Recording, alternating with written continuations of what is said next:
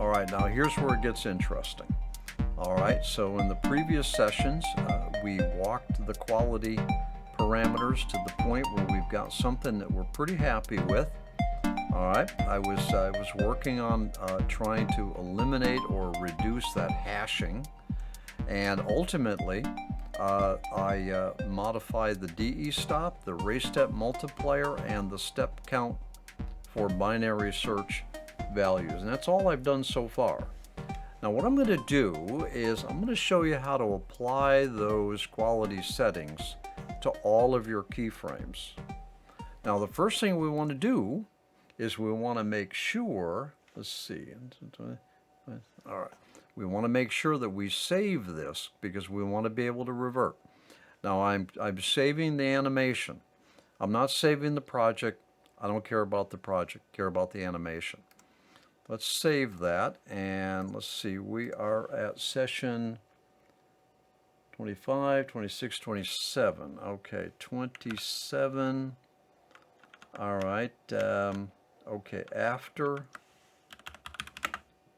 Now let's just say quality settings. Okay, with new quality settings. With new quality settings. Good. 127. Got it. Now I'm saved. All right, so we need to get these values into all keyframes. You do that with the processing's window. And I'm going to just put these two windows side by side so that we can see both this area and the processing's. Matter of fact, let's close this. There we go. I can see that a little bit better. Okay, here we go. So what I want to do here is I want to get this DE stop value, 1.2, and I'm going to check that on. If you don't have it checked on, the parameter or the property is not applied to the keyframe. So you got to have it checked on. All right. Let's see. Race step multiplier was a 0.2, 0.2. And step count width for binary, I had moved that up to 10. Let's look around here. Thanks for reminding me. I have to have those checked on. You see how easy it is to forget? Double check. All right, value check, value check, value check. Good. I'm not modifying anything here. Step count for I'm not modifying anything up here. I'm just modifying these three properties. All right. Now let's look at all these buttons here and figure out what we're going to do. Re-render all keyframes preview images. We don't want to do that. Put the value to all keyframes that we don't want. To this keyframe and all the following, this keyframe and all the before. We don't care about any of that. Only the actual keyframe. All right, we don't want to reverse the order. So what we want here is put the values to all keyframes. Let's do that. So I have done it. I have no indication I've done it. Do all you want. Obviously, in the background, in memory, you have all of these parameters and properties being held in memory. All right. They're not written to the disk anywhere until you go to save something. All right. So now that I've made these modifications to all keyframes, I'm going to go back here and I'm going to save, and this time I'm going to say after new quality settings. All right, that's fine. All right, so that was my animation processing windows. I should be done with that. Let me exit that. We're going to do a little test. We're going to just kind of slide around here. I'm going to just pick anything.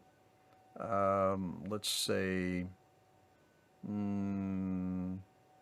let's say keyframe, what was I on, 10? Let's take keyframe 13. Okay, 13. I'm going to pull keyframe 13 down here into my main, and if all goes well, I should see a DE stop of 1.2 0.2, and 10, which would prove to me that those values did go into each of the keyframes. Let's find out, see what happens. Okay, push it down to main. Now obviously this is a whole different scene, but you can see here that I have my DE stop of 1.2, 0.2, and 10, all right, did come down with the keyframe, which is what I was trying to do. So all my keyframes have been effectively improved in terms of quality.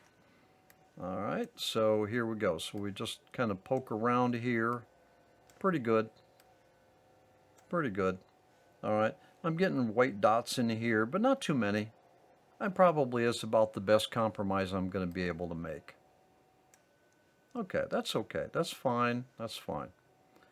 All right, now let's do one other thing. The dynamic fog is a bit much, and I really do need to back that down. All right, so let's do that, and then we'll end the session. I'm going to go to my lighting panel.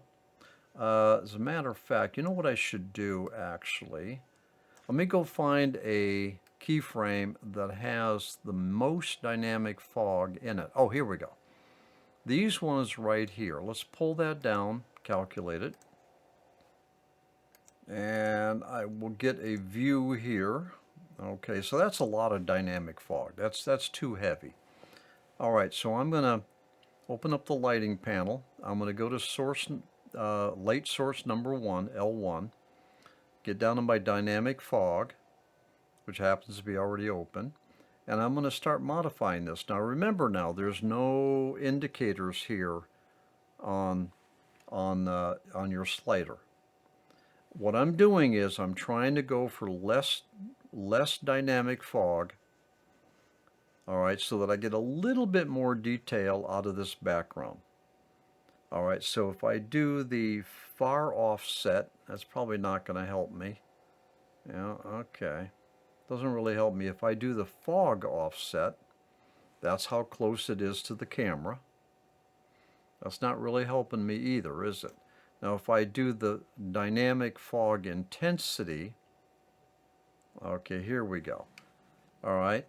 Yeah, so I have less fog in the distance here, but I've got this all messed up.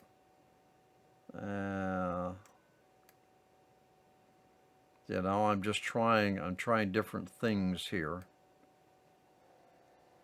I'm not really getting a good compromise, am I?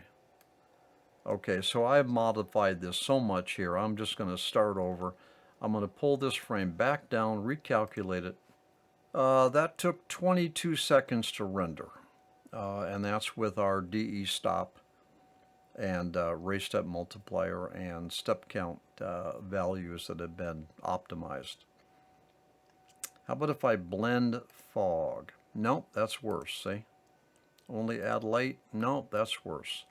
I definitely want to reduce the fog, and that's about all I'm going to get away with, right about there.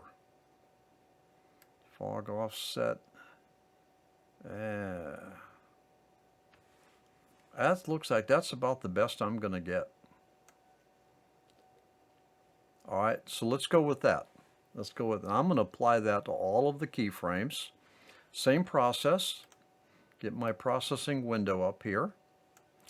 Now what I want to do, all the light and color settings, these are still checked on. I don't need to reapply those. I'm going to check those off. All the light and color settings, actual hard shadows, didn't do any ambient shadows or anything with that. The only thing we modified was the light.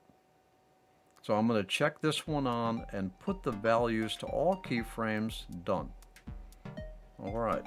Now let me save this again. I'm going to say after dynamic fog change. Okay. Okay. All right. Okay. We don't need this anymore. We're done. That's probably the best I'm going to do on the dynamic fog.